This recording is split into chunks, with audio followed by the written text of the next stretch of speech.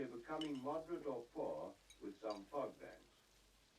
Plymouth, Portland, White, Dover, Thames. In Peter Wollen's essay, Gadar and Counter Cinema, he outlined 7 criteria or cardinal values for identifying oppositional modes of filmmaking to the narrative and stylistic conventions of Hollywood cinema. These criteria are narrative intransitivity, foregrounding, multiple diegesis, aperture, estrangement, unpleasure, and reality. One film Wollen's cardinal values can be identified in is Terence Davies' 1988 film Distant Voices, Still Lives.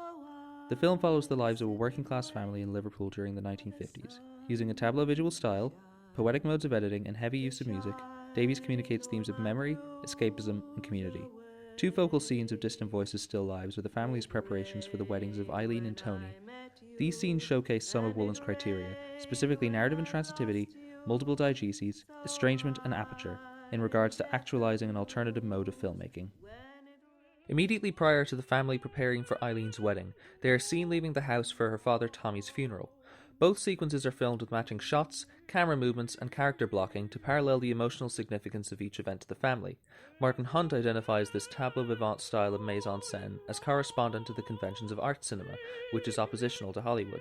However, there is no indication of how much time has passed between these events, and it is only clarified that they are chronological in the context of the film's otherwise non-linear structure by Eileen's remark that she wishes Tommy were present.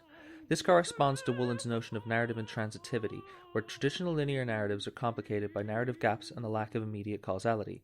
When Eileen makes her remark, her sister Maisie states in a voiceover, I don't. He was a bastard and I bleedin' hated him. The non-matching of her voice to her on-screen presence demonstrates estrangement, as her feelings about her father contrast with Eileen's for a more levelled representation of their father.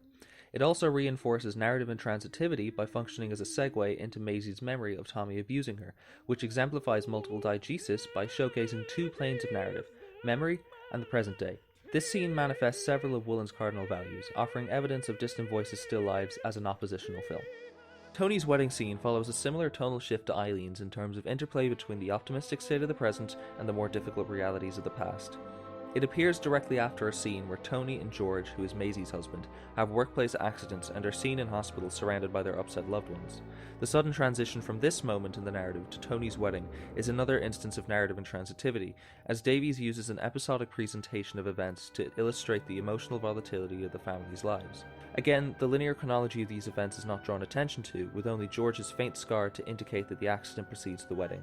After the wedding, Tony is seen crying outside the family home as his mother sings My Thanks to You inside.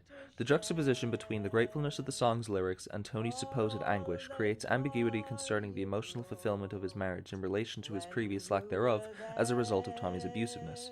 This correlates with Wollen's discussion of Aperture, wherein an oppositional film strives for open-endedness rather than narrative closure as a form of self-reflexivity. As David Bordwell puts it, with the open and arbitrary ending, the art film reasserts that ambiguity is the dominant principle of intelligibility, that we are to watch less for the tale than the telling, that life lacks the neatness of art, and this art knows it. In this capacity, Davies denies the audience any guarantee that Tony's marriage will resolve his emotional trauma, instead inviting viewers to draw their own conclusions about Tony.